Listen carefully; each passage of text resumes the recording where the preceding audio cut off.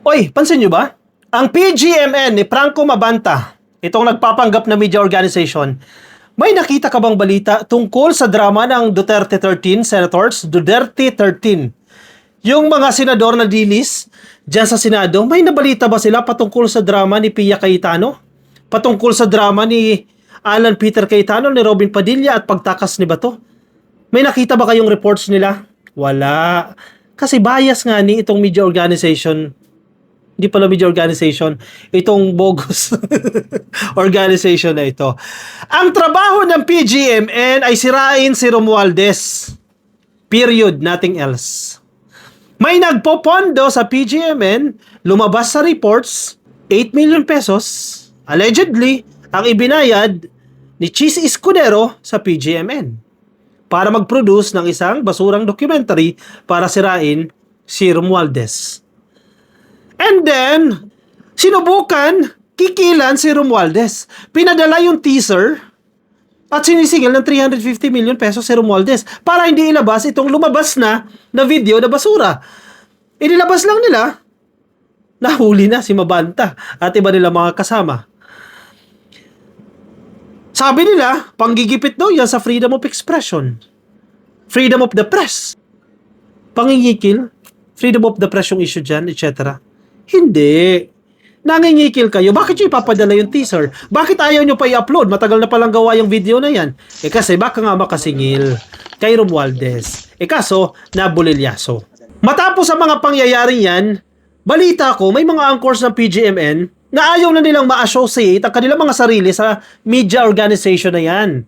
Hindi naman kasi legitimate media organization yan. Grupo lang po yan ng mga vloggers na nagpapanggap ng mga news anchors. In fact, yung CJ Hero, the best news anchor daw in the Philippines. Nahiya nga si Jessica Soho dyan eh. Wala kang karanasan yan. Yung basic nga ng scriptwriting, walang alam eh. Paano naging best news anchor sa Pilipinas yan? Anyway, dumidistansya yung iba ngayon. At sirang-sira ang credibility nitong PGMN. Tapos pansinin mo ha, yung style nila ngayon, binabaliktad nila yung scenario. Kesyo sila ay na-frame up, kesyo ginamit lang sila, etc. Pero wala silang lusot. Alam mo kung bakit? Yung cyber warrant, aprobado na po ng korte.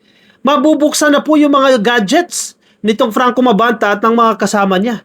Ibig sabihin, kung paano yung kanilang operasyon, kung paano sila makipag-transact sa mga politiko kapalit ng pag-produce ng content, mabubuksan na. Malalaman ng taong bayan, o sige, kahit hindi muna taong bayan, NBI muna or yung parties dyan sa kaso, kung paano sila nangingikil, kung paano sila nag-ooperate. Alam mo, ka-coffee ha, marami po yung mabubuksan dito. Teka, basahin ko sa inyo ha. Yung call logs. Sino yung mga nakausap ni Franco Mabanta at ng mga kasama niya? Yung mga text messages makikita. Bank transactions. Encrypted chats. Naku po, yung may mga password protected na conversation, masisilip din po yan. At iba pong mga detalye ng online black operations at ng mga demolition job. Napansin niyo parang last week ata yun or 2 weeks ago, may mga conversations na nakikita. May suggestion pa si CJ Hero kung ano yung gagawin laban kay Romualdez. Naku po, maglalabasan po yan. So bakit nagkakaganito ang PGMN? Dati ginagalang naman kahit papano, di ba? Kasi nga yung sarili nila, ipinasok nila sa isang political operations. Nasirain si Romualdez. Kapalit ng chiching-chiching. Under political operations sila, anong ibig sabihin po niyan? Meron pong nagpopondo sa kanila. Again, kapalit ng sirain nga ni si Romualdez. Ka-coffee, sino ang nasa likod niyan? Siyempre po, ang kampo ng mga Duts. Ang kampo ng mga Duterte. Kasi kung ikaw totoong media organization ka, kung ikaw fair media organization, may narinig ka bang puna, criticism sa Duterte camp? Wala. Puro against the administration, puro against Romualdez. Maiintindihan mo pa kung ang tawag nila sa sarili nila ay mga vloggers. Kasi ang vloggers, may bias talaga yan. Expected sa kanila, bias yan. Halimbawa ako, bias talaga ako. Bias ako sa administration. Kasi vlogger naman tingin ko sa sarili ko eh. Kayo, media organization ang tingin ninyo sa sarili nyo. Kumbaga, prestige yan, tinatawag nyo yung sarili nyo media organization. Since media ka, fourth estate ka, di dapat, kahit papano, fair ka. Kahit papano, dapat, patas ka. Nakita mo ba sa PGMN ang pagiging patas? Wala. Yung malaki nilang machineries na for sure pinopondohan ng kampo ng mga Duterte, kasi di ka naman makakita na nagbalita against the Duterte. Ginagamit nila para sirain ang administrasyon at si Romualdez. As simple as that. Hindi kayo media organization. Propaganda organization kayo. Bakit mo nasabi, Ka-Coffee, na may pondo dyan? Tira mo yung studio nila. Ganda ng studio, di ba? Tira mo yung mga camera shots nila, yung mga footage nila. Ang gaganda ng kuha, di ba? Hindi mura yan. Mahal yan. Ilang tao ang nasa likod niyan? Mga videographers, editors, etc. Mahal yan. Yung maintenance sa studio, kung nagrarant yan, mahal yan. Kailangan nang magpopondo niyan. May financier yan. Kasi, kikita ka ba sa peanut butter? Sige, tanong ko sa'yo. Kikita ka ba sa jacket na binibenta nila?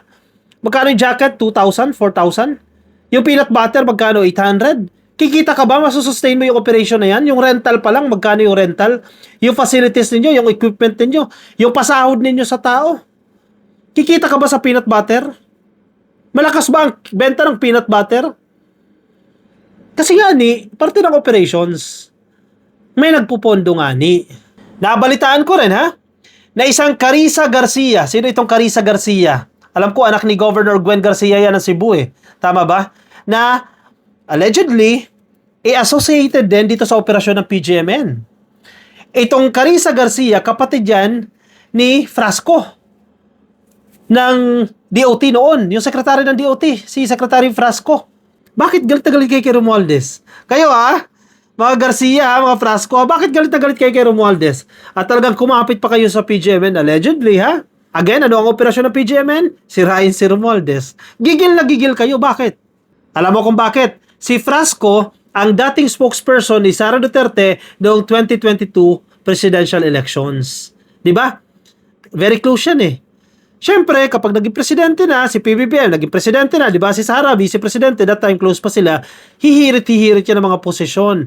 Nahihirit ang DOT, o sige, binigay ng presidente. Sige, out of courtesy, sige, magkatandem naman tayo, knowing, baka makatulong yan, sige, in-appoint. Anong ginawa sa DOT? Palpak, walang ginawa, walang accomplishment, sarili lang ang prinomote. At hindi lang PGMN, ang kanilang pinopondohan, may mga media sites din, may mga Facebook pages, may mga accounts din na allegedly pinupondohan para sirain si Romualdez. Halimbawa, dyan sa Cebu, anong pangalan yan? Itong Cebu Chronicles. Talagang gigil na gigil kayo. Meron pa itong Latlat Chronicles. Ginagamit po itong mga Facebook accounts na ito para siraan si Romualdez. Bakit? Bakit gigil na gigil kayo? Akala nyo magsasucceed kayo sa inyong mga political manipulation? Nasanay kayo dyan sa Cebu eh. Gumagana dyan sa Cebu eh. Sa buong Pilipinas. Hindi nagtitake effect. Kasi nabubulgar yung mga gimmick ninyo.